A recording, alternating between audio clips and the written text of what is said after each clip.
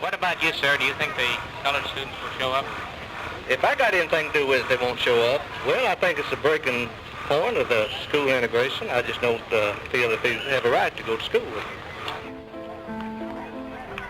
It is easy to believe today that we are an enlightened society, free from problems of race, gender, or economic separation.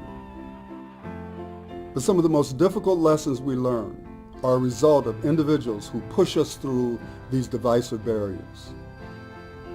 In September of 1957, 9 black school children, the eldest only 17, forced us through such a blockade. They sought a better education for themselves and the opportunity to pursue the American dream.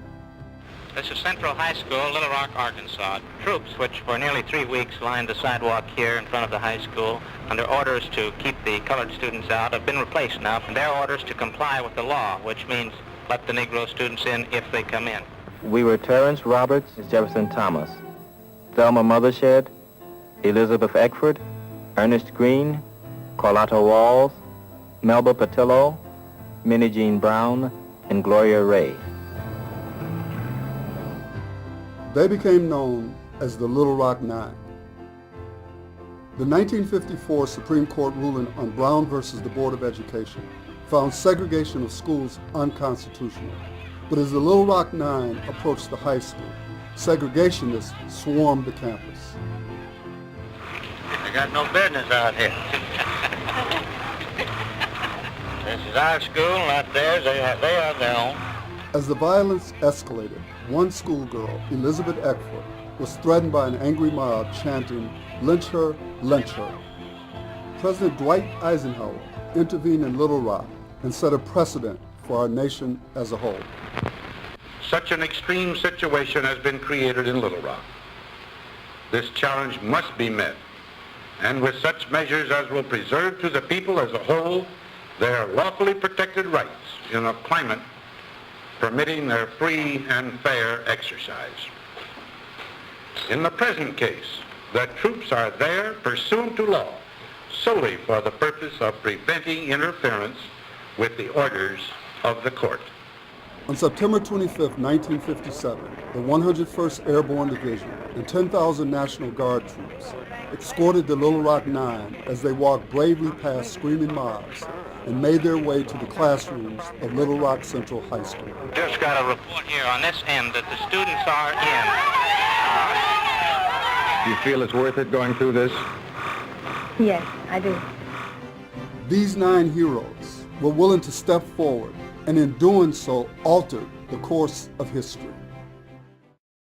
The process to desegregate the Chattanooga City school system began shortly after the Supreme Court ruling of Brown v. Board of Education of Topeka, Kansas, with the creation of the Interracial Advisory Committee.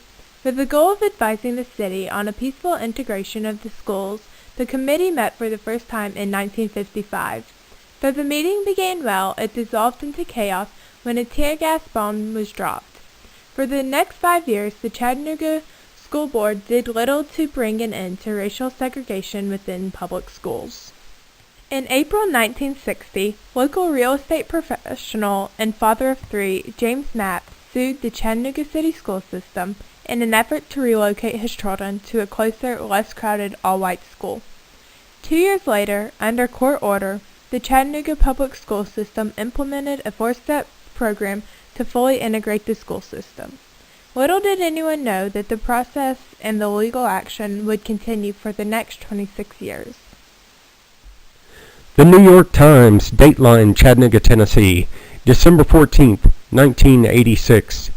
An often stormy public school desegregation case filed here 26 years ago has been dismissed by a judge who ruled that the Board of Education has finally met an order to racially integrate students and faculty.